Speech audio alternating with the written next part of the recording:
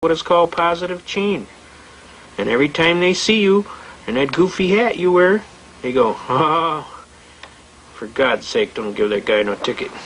I have actually been pulled over, listening to the program, didn't have no plates on my car. Policeman called, he says, you got positive ID on the guy?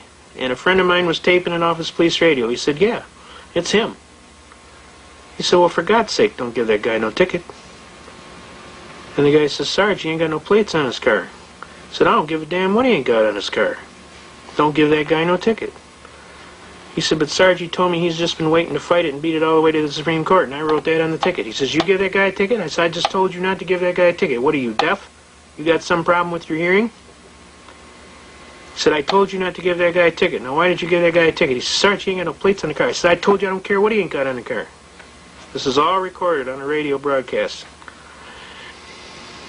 So everybody was laughing. The police were laughing. Everybody was laughing. His buddies were laughing. They were ribbing him over the radio. The sergeant told him, all right, knock it off. Clear the net. This is serious.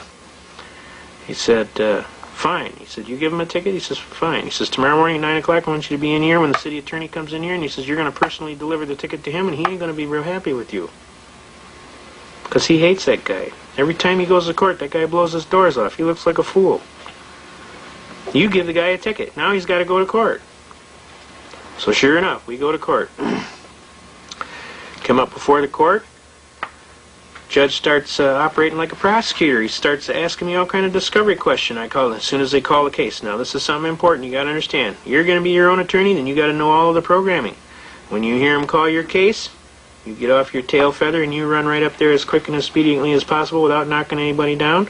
And you say, ready, Your Honor. You state your appearance.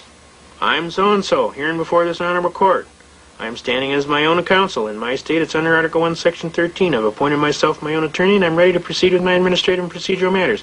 And at this time, Your Honor, may it please the court, I motion for dismissal with prejudice, failure to state a cause of action for which relief can be granted. Bingo! Now, I apologize if I'm talking too fast. I'm going to try and slow down a little bit, but when you're in court as much as I am, you just learn. You either talk fast or you lose. So I apologize if I'm going a little too fast. I'm going to slow down. I'm trying to make it easier for you folks, okay? But the judge bips off right away. Well, you got a ticket on such and such.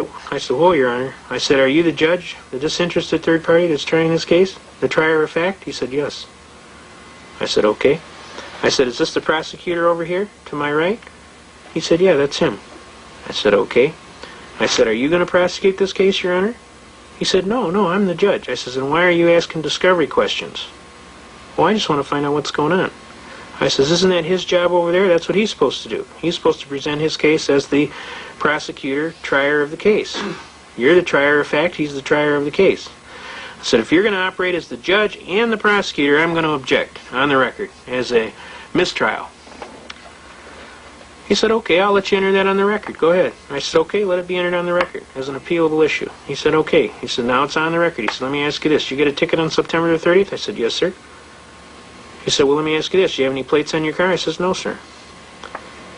And I don't intend to get any. And now, of course, all the people in the court, oh, this guy's going to jail. Watch this. This is going to be good.